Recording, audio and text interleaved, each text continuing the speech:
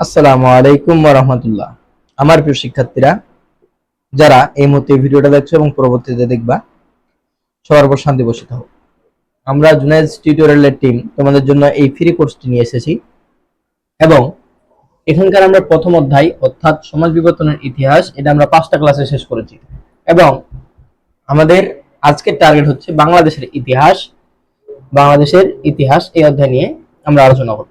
এরপরে আমাদের যে আপকামিং কোর্সটা আসবে ইনশাআল্লাহ, সেটা তোমাদের ষষ্ঠ শ্রেণীর এই বিশ্ব পরিচয় বইয়ের আরো 3টা অধ্যায় নিয়ে থাকবে এবং তার সাথে আরো যুক্ত থাকবে ইংরেজি। তো যারা আমার ফেসবুক পেজ খুঁজতেছ তাদের জন্য এই বার্তা, জুনাইজ টিউটোরিয়াল নামে আমার একটি ফেসবুক পেজ আছে। তোমরা যদি এই পেজে যুক্ত থাকো তাহলে আমার ক্লাসের আপডেটগুলো জানতে পারবে।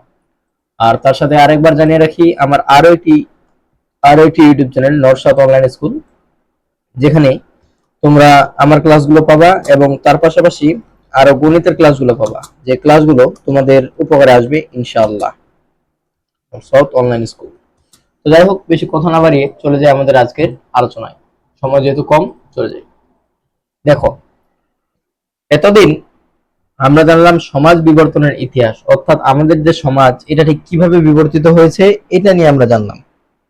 আর আজকে আমরা জানবো আমাদের যে সমাজ, এই সমাজটা ঠিক কিভাবে বিবর্তন হয়েছে, অর্থাৎ বাংলাদেশের যে ইতিহাস, এই ইতিহাস নিয়ে আজকে আমরা আলোচনা করব। ঠিক আছে? তো এটা নিয়ে একটু আলোচনা হবে। বাংলাদেশের ইতিহাস, অর্থাৎ বাংলাদেশের যে ইতিহাস, প্রাচীনকাল থেকে বাংলাদেশে এখন পর্যন্ত যা যা ঘটে গেছে তাই নিয়ে আজকের আমাদের এই আলোচনা। তো যাই হোক, দেখি 1971 সালে একটি স্বাধীন রাষ্ট্র হিসেবে বাংলাদেশের জন্ম হলেও বাংলার ইতিহাস অনেক প্রাচীন, তাই না? 1971 সালে বাংলাদেশের মুক্তিযুদ্ধ হয়েছে, কিন্তু তার আগে বাংলা অঞ্চল কি ছিল? পশ্চিম পাকিস্তানিদের সাথে যুক্ত ছিল। পশ্চিম পাকিস্তান আর পূর্ব পাকিস্তান মিলে হয়েছিল কি? বাংলাদেশ বা পাকিস্তান। প্রাচীন যুগ থেকে হিসাব করলে মৌর্য, শুঙ্গ, কৃষাণ, গুপ্ত, পাল ও সেন শাসনের ধারাবাহিকতায় এসেছিল মধ্যযুগ। এই লাইনটা মোস্ট ইম্পর্টেন্ট। কেন মোস্ট ইম্পর্টেন্ট? এই লাইনটায় তোমাকে বলা হবে যে কোনটি মধ্যযুগের শাসন আমলের রাজবংশ, মৌর্য, গুপ্ত, কৃষাণ, পাল নাকি সেন। এবার আছে বখতিয়ার খলজি নদিয়া জয়ের পর। বখতিয়ার খলজি কত সালে নদিয়া জয় করে? তোমরা পঞ্চম শ্রেণীতে পড়েছো। 1204 সালে তিনি নদিয়া জয় করে। 1204 সালে নদিয়া জয়ের পর বাংলায় প্রতিষ্ঠিত হয় মুসলিম শাসন, অর্থাৎ জনাব ইখতিয়ার উদ্দিন মোহাম্মদ বখতিয়ার খলজি, তিনি একজন তুর্কির একজন সেনাপতি ছিলেন। তার দ্বারাই কি হয়? তার দ্বারাই বাংলা অঞ্চলে মুসলিম শাসন প্রতিষ্ঠা হয়। তারপর কি আসে? ইলিয়াস শাহী ও হুসেন শাহী বংশ বাংলায় গড়ে তোলে শক্তিশালী শাসন কাঠামো, অর্থাৎ ইখতিয়ার উদ্দিন মোহাম্মদ বখতিয়ার খলজির পরে বাংলায় আসে ইলিয়াস শাহী এবং হুসেন শাহী নামে দুটি বংশ। এই দুই বংশের মানুষ কি করে? বাংলা অঞ্চলে শক্তিশালী একটি শাসন কাঠামো গড়ে তোলে।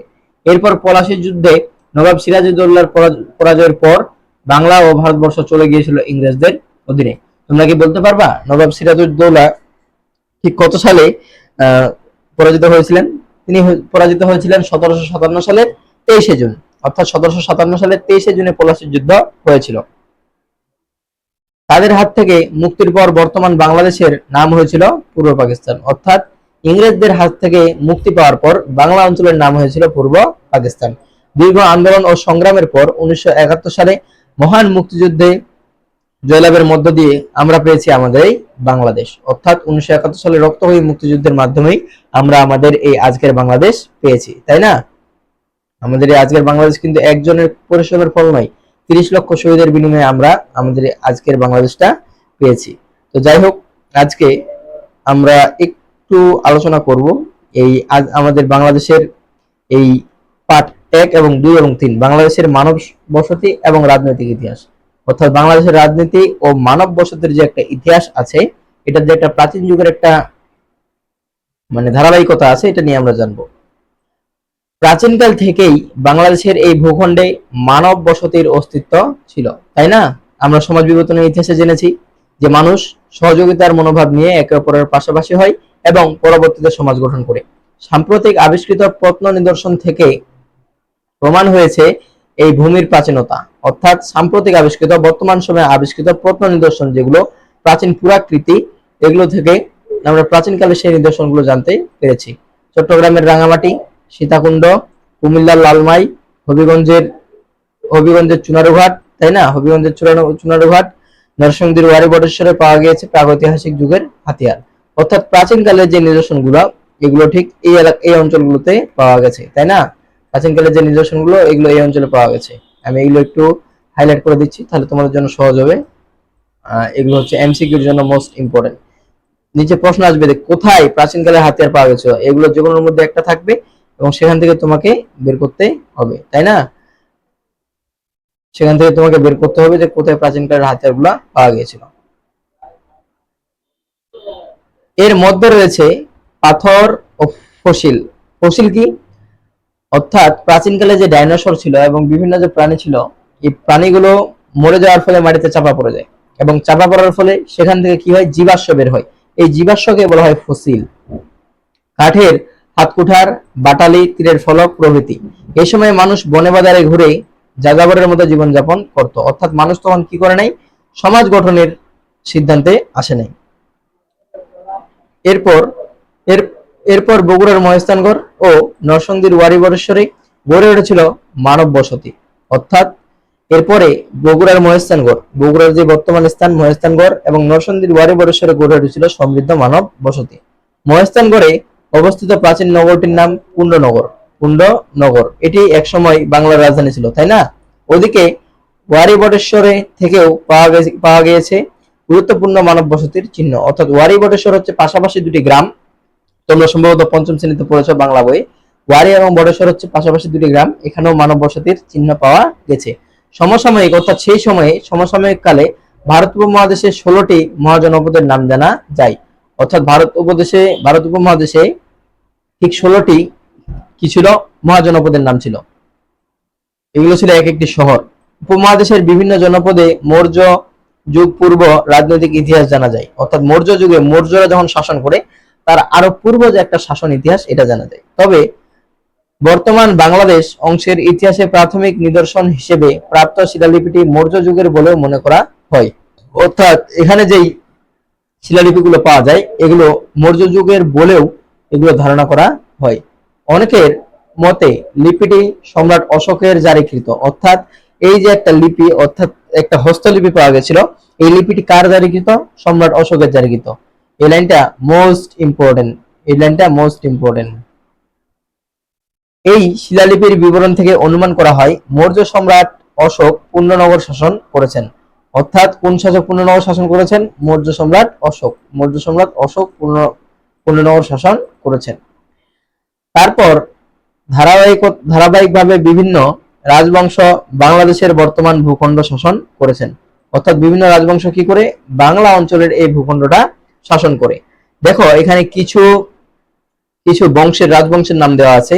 এখানে ঠিক সম্ভবত 4টা রাজবংশের নাম দেওয়া আছে। গুপ্ত যুগ, অর্থাৎ গুপ্তরা যে সময় বাংলা অঞ্চল শাসন করত, তারপরে শশাঙ্ক, তারপরে আসে পাল রাজবংশ এবং সর্বশেষ যেটা আছে এটা সেন রাজবংশ। সেন রাজবংশ। যাই হোক, এই 4টা নিয়ে এখন আমি একটু আলোচনা করব। বলা হয়েছে বাংলাদেশের বিস্তারিত ইতিহাস জানা গিয়েছে গুপ্ত যুগ থেকে। অর্থাৎ গুপ্তরা যখন বাংলা অঞ্চলে আসে ঠিক তখন থেকেই এর বিস্তারিত ইতিহাস জানা যায়। তারা ভারত উপমহাদেশের উত্তর অঞ্চলের শাসক ছিলেন।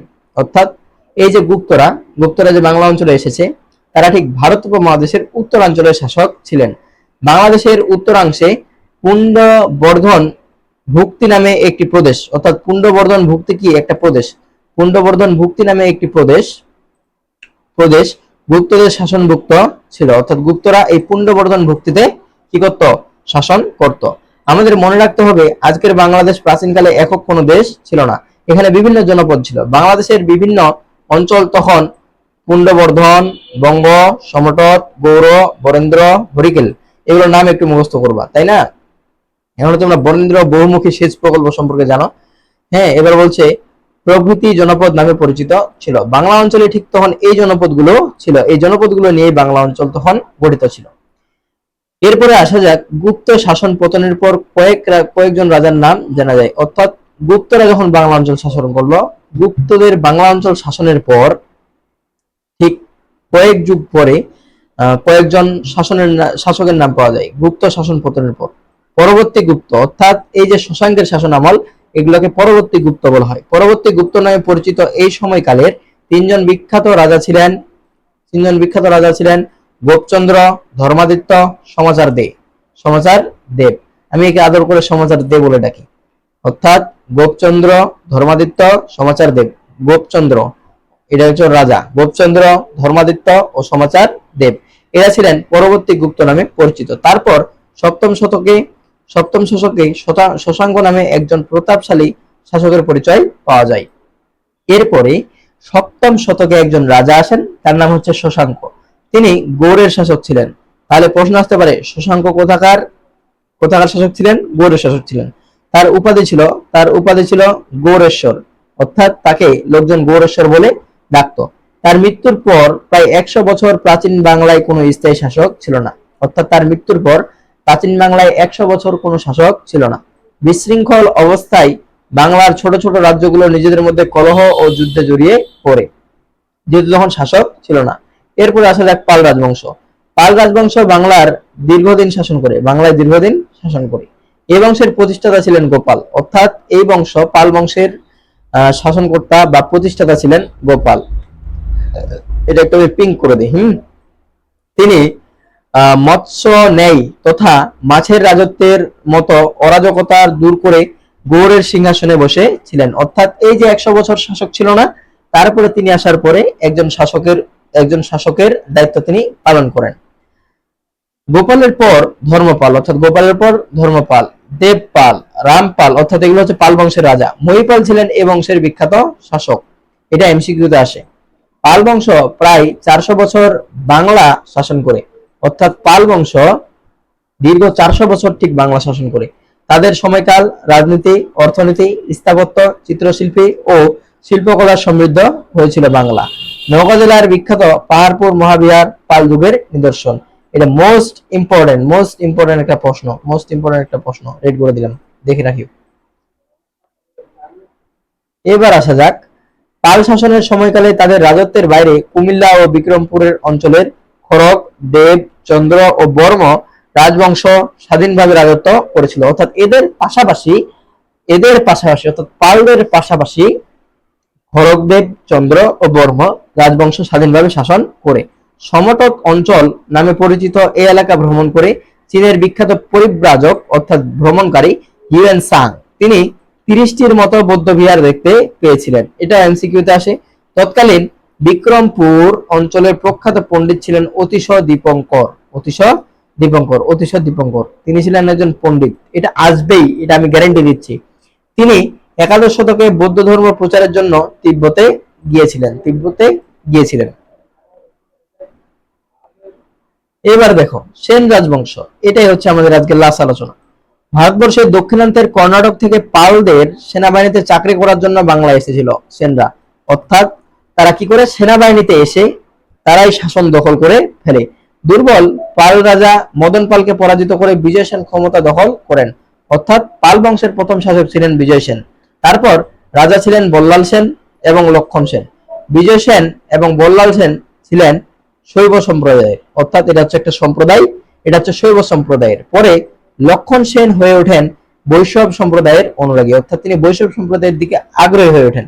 তিনি শৈব সম্প্রদায় ত্যাগ করে বৈষ্ণব সম্প্রদায়ে যান। লক্ষণ সেনকে পরাজিত করে তুর্কি সেনাপতি ইখতিয়ার উদ্দিন মোহাম্মদ বখতিয়ার খলজি নদিয়া জয় করেন। কত সালে? 1204 সালে।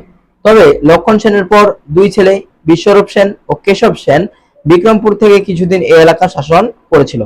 এটা হচ্ছে সেনদের শাসনের একটা ইতিহাস। এখানে কিছু কাজ আছে, এই কাজগুলো তোমরা করবা, নিজেরাই করবা, ঠিক আছে? এইবার দেখা যাক, এখানে এতটুকু লেখা আছে যে প্রাচীনকালের ধর্মীয় শাসন থেকে আরো বেশি জানবো, ঠিক আছে? তো যাই হোক, আজকের আলোচনা এতটুকুই। দেখা হচ্ছে পরবর্তী ক্লাসে। ততক্ষণ ভালো থেকো, সুস্থ থেকো। আসসালামু আলাইকুম ওয়া রাহমাতুল্লাহ।